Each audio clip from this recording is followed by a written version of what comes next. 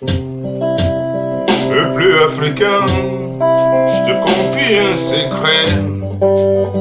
Pour mieux construire notre continent, c'est dans l'entente et le dialogue. Le guide nous fait Il est comprendre inutile qu'en fait, de croire que la main viendra du ciel, ne tiennent car tout dépend de nous pour la prospérité de l'Afrique. toutes ces affaires. Parler de ce que l'Afrique a apporté à la civilisation universelle. Nous allons commencer par les mathématiques. Les mathématiques avec la naissance de la géométrie. Nous sommes là dans la grotte de Blombos, 77 000 avant Jésus-Christ.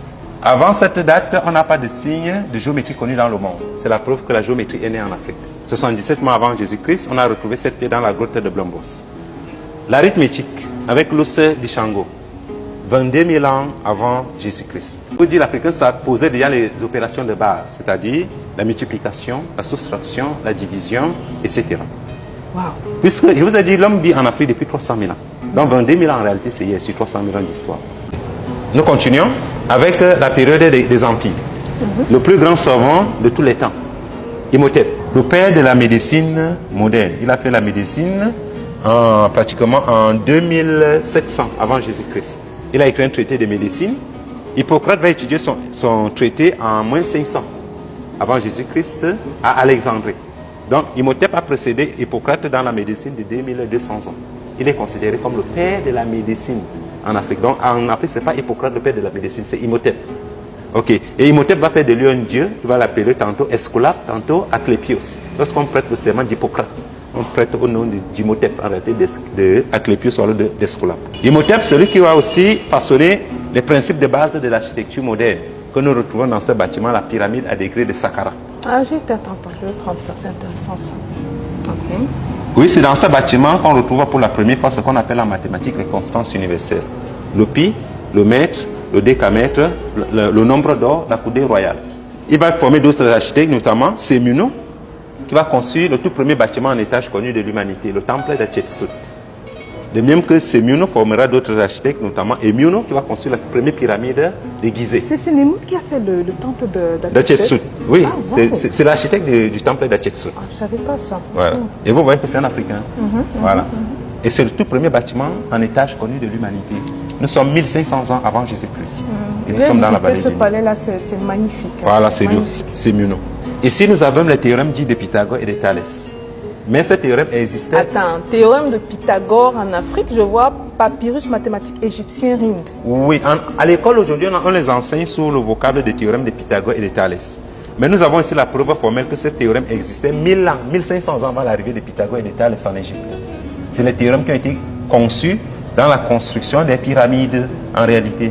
Et le prêtre égyptien qui a façonné ce théorème s'appelle Yamusu, qui a transcrit ce théorème. Il s'appelle Yamusu.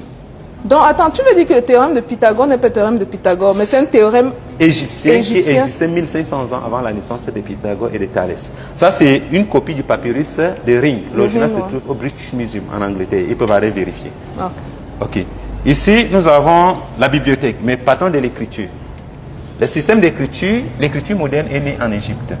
Ils sont les premiers à inventer une écriture qu'ils vont appeler Nedou Netché, c'est-à-dire la parole de Dieu, les saintes écritures. C'est pour dire la même chose que les Grecs vont appeler hiéroglyphus, c'est-à-dire les graphiques sacrés. Ils écrivaient donc les Nedou Netché sur du papyrus. Ils vont aussi inventer le papier. Et la compilation des papyrus, les Grecs vont appeler ça biblos. Et le lieu où on garde les biblos, c'est ce qu'on va appeler la bibliothèque. C'est pour ça que la toute première bibliothèque, c'est en Afrique. Attends, mais je pensais que les Africains étaient des barbares.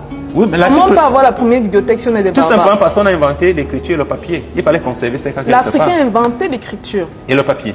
C'est pas possible. Vous pouvez trouver ça même sur Internet. Donc on n'est pas des barbares. Tapez origine africaine de l'écriture grecque. Origine africaine, égyptienne des nombres grecs.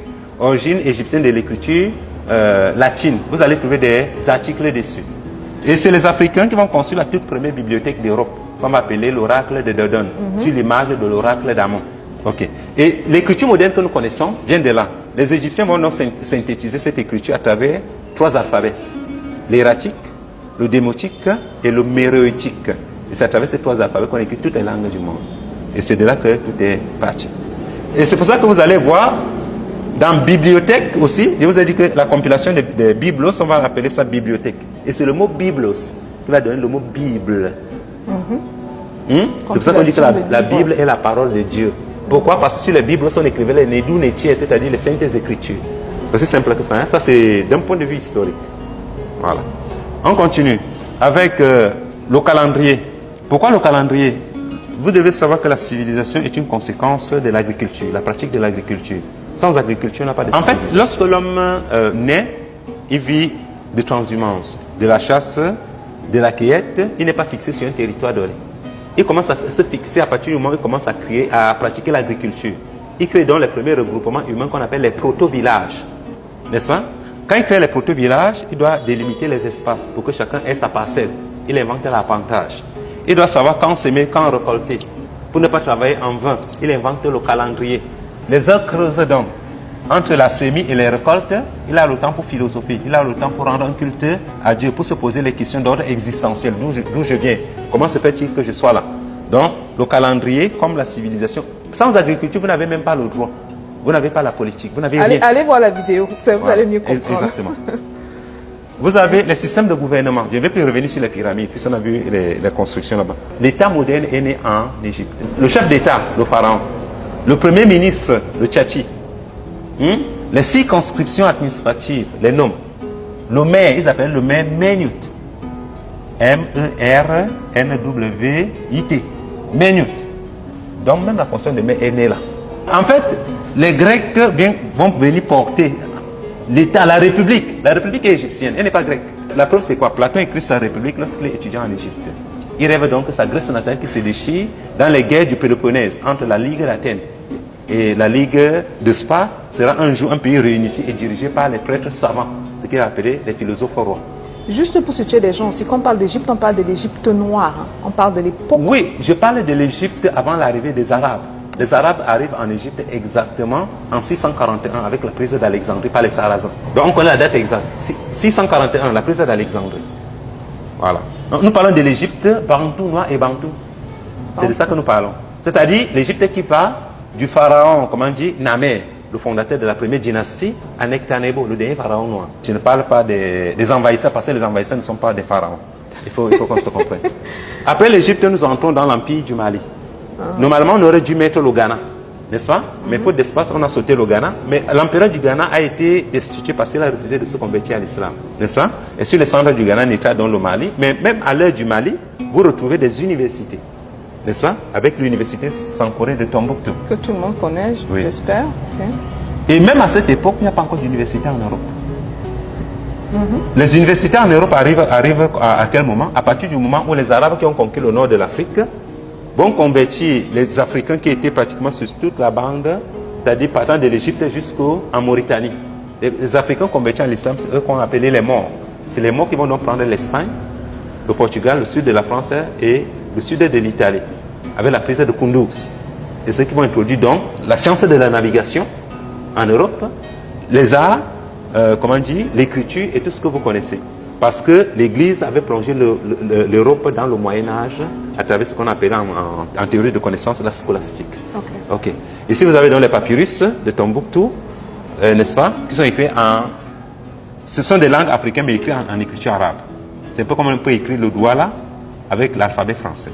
Et pour clôturer cette période, nous avons la figure de Cheikh Anta Diop, le père de la Renaissance africaine.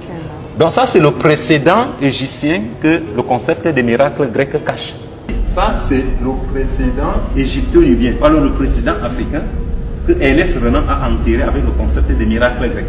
Le miracle grec signifie donc quoi? Si vous permettez, que les Grecs ont accédé à la mathématique par miracle, les Grecs ont accédé à l'architecture par miracle, ils ont accédé au calendrier par miracle, par miracle, okay. Au gouvernement, à la République par miracle, aux universités, aux écoles par miracle. Mais il y a de tout ici. Il y a la politique, il y a on appelle l'architecture, la mathématique, la physique. Oui.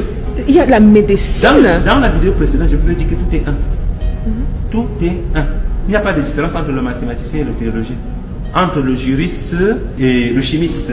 On étudie tous les lois de comportement de la matière sorties du Noun, c'est-à-dire la maths, l'ordre du monde. C'est ça la maths. Bon, comment tu peux résumer cette vidéo avant qu'on ne passe à la prochaine, au prochain Pour thème? résumer, je dirais simplement... Quel est donc l'apport de l'Afrique au monde? C'est l'Afrique qui a apporté la civilisation au monde, c'est-à-dire la modernité est africaine. La modernité n'est pas en dehors de nous, elle est africaine. Et cette modernité, vous pouvez même la retrouver dans vos propres langues, c'est-à-dire chacun dans sa langue, en quelque sorte. Donc on parle du retour aux sources, on ne parle pas du retour vers l'Égypte.